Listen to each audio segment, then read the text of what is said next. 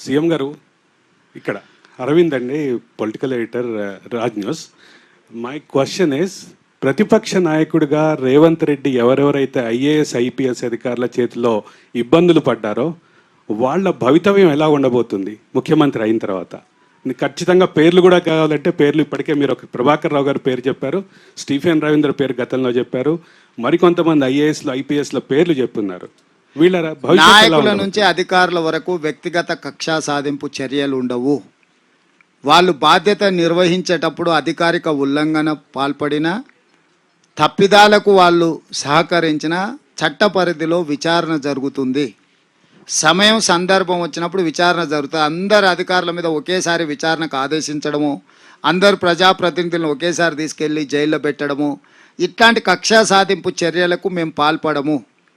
ఎన్నికల ముందు అవసరాలకు అరెస్టులు చేయడము ఇట్లాంటివి ఉండవు.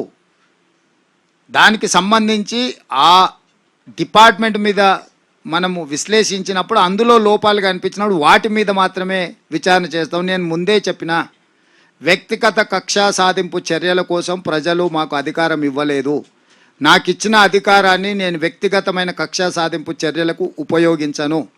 ప్రజలు తెలంగాణ విస్తృత ప్రయోజనాల కోసం మాకు అధికారాన్ని ఇచ్చిండ్రు కాబట్టి ప్రజల యొక్క విస్తృత ప్రయోజనాల కోసమే పనిచేస్తాను తప్ప వ్యక్తిగతమైన ఇష్టాయిష్టాలతో పని చెయ్యను. నేను మొదటిసారి చెప్పిన, బాధ్యత చేపట్టినప్పుడు చెప్తున్నా, 100వ రోజు కూడా నేను చెప్పదలుచుకున్నాను.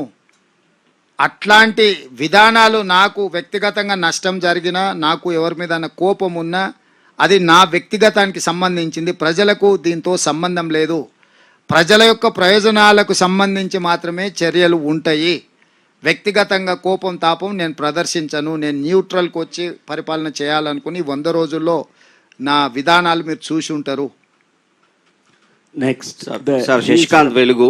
సార్ శశికాంత్ ప్లీజ్ సార్, గతంలో మేము ఒక విజన్ డాక్యుమెంట్ గురించి విన్నాం, విజన్ 2020 అని. కానీ ఆ ప్రభుత్వం 10 ఏళ్ళ అధికారంలో ఉంది. మీరు కూడా నిన్న మేము 10 ఏళ్ళ అధికారంలో ఉంటామన్నారు.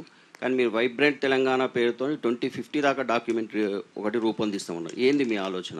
అంటే 10 ఏళ్ళ గురించి చెప్పాలంటే 94 నుంచి 2004 వరకు తెలుగుదేశం పార్టీ 10 ఏళ్ళ అధికారంలో ఉంది. 2004 నుంచి 2014 వరకు కాంగ్రెస్ పార్టీ 10 ఏళ్ళ అధికారంలో ఉంది. 2014 నుంచి దాదాపుగా 2023 డిసెంబర్ వరకు బీఆర్ఎస్ అధికారంలో ఉంది. 2024 నుంచి 2034 వరకు లేదా 35, ఎందుకంటే 2029లో ఎన్నికలు వస్తాయంటున్నారు. సో అక్కడి వరకు 10 ఏళ్ళు మేము అధికారంలో ఉంటాం. కానీ మా రోడ్ మ్యాప్ అనేది అనదర్ 30 ఇయర్స్కు ఉపయోగపడే విధంగా 100 ఇయర్స్ డెవలప్మెంట్ని 30 ఇయర్స్లో ప్రణాళికబద్ధంగా డెవలప్మెంట్ చేయడానికి ఇప్పుడు మీకు మాస్టర్ ప్లాన్ ఉంది. 2008లో వచ్చింది అనుకుంటా మాస్టర్ ప్లాన్. 2031 వరకు ప్లాన్ చేశారు. సో ఒక మాస్టర్ ప్లాన్ ఏది చేసినా, ఒక విజన్ డాక్యుమెంట్ ఏది చేసినా భవిష్యత్ అవసరాలను దృష్టిలో పెట్టుకొని చేసేది. మేము వైబ్రెంట్ తెలంగాణ 2050 కూడా అప్పటి వరకు ప్రణాళికబద్ధంగా మన బడ్జెట్ ఆదాయాన్ని కానీ, మన పెట్టుబడులను కానీ, మన అభివృద్ధి విధానాన్ని దృష్టిలో పెట్టుకొని ఒక మెగా మాస్టర్ ప్లాన్ తయారు చేస్తున్నాం. ఎవరు వచ్చినా కూడా ప్లేట్ మీల్స్ కింద అప్పటికప్పటికి అడ్హాక్ డెసిషన్స్ చేయకుండా ఒక ప్రాపర్ విజన్ ఇవ్వదలుచుకున్నాం. ఎవరు వచ్చినా అధికారంలోకి మేమే 10 ఏళ్ళు నేను ఎక్స్పెక్ట్ చేస్తున్నాం. మీరు అందరు కలిసి 20 ఏళ్ళు ఇచ్చారు అనుకో, వద్దంటమా? అనం కదా, నాకు వయసు ఉంది, ఓపిక ఉంది కదా. సో కాబట్టి విష్ఫుల్ థింకింగ్. ఒకవేళ 2050 వరకు మీరు కోరుకుంటే ప్రజలు ఆశీర్వదిస్తూ ఉంటాం, అవన్నీ కూడా అమలు చేస్తాం. సార్ ఇక్కడ ఒక్క సెకండ్, ఆయన మహారాష్ట్ర నుంచి బాంబే సాక్షి బ్యూరో చీఫ్ ఇక్కడికి వచ్చాడు. మీ రాష్ట్రం గురించి అడుగుతారా, ఈ రాష్ట్రం గురించి అడుగుతారా? చెప్పండి చెప్పండి. నేను శ్రీనివాస్, సాక్షి బ్యూరో ముంబై నుంచి. ముఖ్యంగా మీరు ఇప్పుడు మాట్లాడని విన్నాను, దుబాయ్ కావచ్చు, ఇతర దేశాల నుంచి వెల్ఫేర్ కమిటీ ఏర్పాటు చేస్తారు. కానీ మన వలసలు ఉన్న ముంబై కావచ్చు, పేదలు తెలంగాణ నుంచి కూలీలు, ముఖ్యంగా పాలమూరు కావచ్చు, ఉమ్మడి కరీంనగర్ కావచ్చు, అన్ని జిల్లాల వాళ్ళు కూలీలు అత్యధిక సంఖ్యలో ఉన్నారు. అలాంటి వారి కోసం మీరు ఏమైనా సంక్షేమ పథకాలు కావచ్చు, లేదంటే ఇప్పుడు ఉన్న సమస్యల గురించి కావచ్చు, ఎప్పుడు ఏ ప్రభుత్వం ఆలోచించడం లేదు. అక్కడ జిల్లా పరంగా చూస్తే ఉమ్మడి జిల్లాలు ఎన్ని ఉన్నాయో అక్కడ ముంబైలోనే తెలంగాణలో ఒక జిల్లా అంత ప్రజలు ఉన్నారు. దాని గురించి మీరు ఏమన్నా? అంటే పని ఉపాధి హామీ పథకాన్ని తీసుకొచ్చిందే వలసపోయిన వాళ్ళను వెనక్కి తీసుకురావడానికి. ఇవాళ 100 రోజులు పని దినాలు కల్పించడం ద్వారా వలసల్ని నివారించాలనేది మా ప్రభుత్వ విధానం. జాతీయ స్థాయిలో మేము తీసుకున్న ఎన్ఆర్ఈజిఎస్ అనే పథకం తెచ్చిందే వలసల్ని నియంత్రించడానికి. ఒకవేళ వాళ్ళ నైపుణ్యము ఇక్కడ అవకాశాలు రాకపోతే నైపుణ్యం కోసం పెంచుకోవడానికి ఇతర ప్రాంతాలకు పోయినా, ముంబయే కాదు, ఈరోజు అమెరికాలో ఇతర దేశాలలో కూడా ఐటీ నిపుణులు ఉన్నారు. వాళ్ళందరూ ఏంటంటే వాళ్ళకి ఎక్కువ జీతాలు వచ్చి ఎక్కువ ఆదాయం వచ్చేది ఉంటే వాళ్ళు అక్కడికి పోయినా మనం వెనక్కి పిలిస్తే రారు. అసలే పని లేకపోతే వలసల్ని నియంత్రించవచ్చు. వాళ్ళందరికీ పని కల్పిస్తాం, ఇక్కడ వాళ్ళకి అవకాశాలు ఇస్తాం. వాళ్ళ ఆదాయము వాళ్ళ నైపుణ్యం ఇంకా బాగుండి వాళ్ళకి మంచి ఆపర్చునిటీస్ వచ్చినాయి అనుకోండి, వాళ్ళు ఇతర ప్రాంతాలకు వెళ్తుంటారు. ఈరోజు మా దృష్టిలో ఎవరైనా ఊరు ఇచ్చిన తర్వాత అది ఇతర రాష్ట్రమా ఇతర దేశమా అనే కొలబద్ద లేకుండా మళ్ళీ గ్రామాలకు రావాలి, మన ప్రాంతాన్ని అభివృద్ధి చేసుకోవాలి, వాళ్ళకు అవకాశాలు కల్పించాలనేది మా విధానం. తప్పకుండా ఆ దిశగా మా ప్రభుత్వం ముందుకెళ్తుంది. ఎస్, తెలంగాణ ప్రభుత్వానికి ఎవరు ప్రాణవాయు ఇచ్చారు? లాంటిది. ఎవరు Yes. మిమ్మల్ని అనుమతించలే. ఎవరు నువ్వు చెప్పు. సార్, పేరు తెలంగాణ చెప్పు. ప్రభుత్వం- ఎవరు నువ్వు? సార్ రమేష్, నేను ఎన్టీవీ నుంచి. రైట్. తెలంగాణ ప్రభుత్వానికి ప్రాణవాయు లాంటిది ఐటీ ఎగుమతులు, అదేవిధంగా హైదరాబాద్ రియల్ ఎస్టేట్ రంగం. 100 రోజుల పాలనలో రియల్ ఎస్టేట్ రంగం స్తబ్దతగా ఉంది. రియల్ ఎస్టేట్ రంగానికి ప్రోత్సాహకాలు లేవు. చాలా భయాలు ఉన్నాయి రియల్ ఎస్టేట్ వ్యాపారంలో అనే వాదన కూడా జరుగుతుంది.